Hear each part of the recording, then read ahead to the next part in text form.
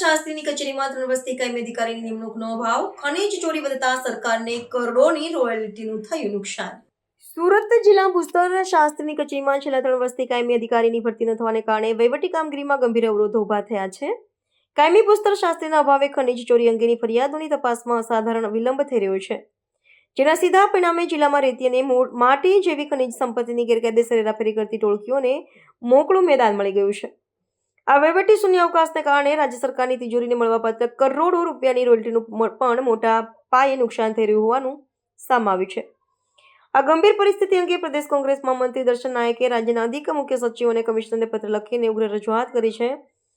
તેમણે જણાવ્યું છે કે સુરત જેવા મહત્વના જિલ્લામાં ખનીજ વહીવટમાં વ્યાપેલી અનિયમિતતાઓ પાછળ મુખ્ય કારણ સક્ષમ અને કાયમી અધિકારીની ગેરહાજરી છે। કાયમી ભૂસ્તર શાસ્ત્રી હોવાથી જિલ્લામાં ચાલતી ખનીજ ચોરી પર અંકુશ મેળવવા માટે જે કડક તપાસ અને દંડનીય કાર્યવાહી થવી જોઈએ તે સમયસર થઈ શકતી નથી। આ મુદ્દો વહીવટીતંત્રની ગંભીર બેદરકારી હોવાનો આરોપ પણ તેમણે લગાવ્યો છે।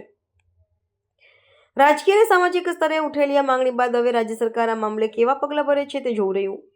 નિષ્ણાંતોના મતે જો ત્વરિત ધોરણે કાયમી અધિકારીની નિમણૂક કરવામાં નહીં આવે તો કુદરતી સંપત્તિનું નિકંદન કાઢનારા તત્વો વધુ બેફામ બનશે। સુરત જિલ્લામાં નદીઓના પટમાંથી થતું રેતીનું ગેરકાયદેસર ખનન પર્યાવરણ માટે પણ જોખમી સાબિત થઈ રહ્યું છે।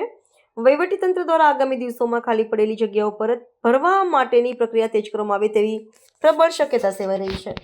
સુરત જિલ્લાના ખાણ ખનીજ વિભાગના જિલ્લાના ભૂસ્તર શાસ્ત્રીની જગ્યા છેલ્લા ઘણા સમયથી લગભગ 3 વર્ષની વધુ સમયથી ઇન્ચાર્જના આધારે ચાલે છે।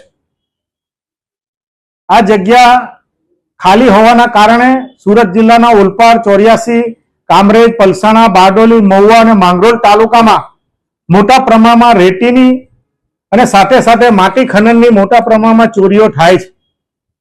સમગ્ર બાબતમાં સ્થાનિક આગેવાનો અને રાજકીય આગેવાનો કે લોકો દ્વારા વારંવાર ફરિયાદ કરવા છતાં પણ આજ દિન સુધી કોઈ પણ પ્રકારના પગલાં લેવામાં આવતા નથી।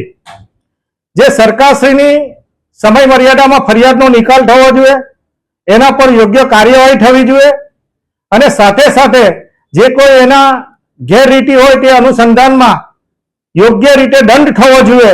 તેને બદલે નજીવો દંડ બતાવીને ફરિયાદનો નિકાલ કરવામાં આવે છે। ઘણી વખત ફરિયાદો આજે પણ અધૂરી છે। આ અનુસંધાનમાં ભૂસ્તર શાસ્ત્રીનો કોન્ટ્રાક્ટના આધારે ચાલતો સ્ટાફ, એમાં બની બેઠેલા દલાલો અને રાજકીય મેરાપીપણામાં કામ કરતા છેલ્લા 5 વર્ષનો તમે અભ્યાસ કરો તો દરેક તાલુકામાં એક જ એજન્સીને વારંવાર રેતીની અને માટીની ખોદાણની મંજૂરી આપવામાં આવે છે। આના કારણે મોટા પ્રમાણમાં સરકારની તિજોરીને નુકસાન થાય છે।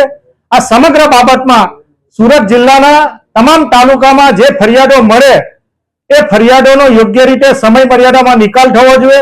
જે ભરતી છે કાયમી થવી જોઈએ અને જે બિલ્ડરો દ્વારા બેઝમેન્ટમાં જે ખોદાણ માટેની મંજૂરી આપવામાં આવે છે એની પર ચકાસણી થવી જોઈએ અને આને લીધે રેતી ખનન કે માટી ખનનને લીધે કેટલા પ્રમાણમાં પર્યાવરણને નુકસાન થાય છે એ નુકસાન થતું પણ અટકે। આ અનુસંધાનમાં તાત્કાલિક અસરથી પ્રામાણિક અધિકારી તરીકે સુરત જિલ્લાના ભૂસ્તર શાસ્ત્રીની કાયમી નિમણૂક કરવામાં આવે એ માટેની રજૂઆત માન્ય ખાણ ખનીજ ઉદ્યોગ વિભાગના અગ્ર સચિવને અને વિકાસ કમિશનરને કરીને સુરત જિલ્લાના લોકોના હિતમાં, પરિવારના હિતમાં અને ગામડામાં રેતી અને માટી બચે એ અનુસંધાનમાં તાત્કાલિક અસરથી રજૂઆત કરી છે।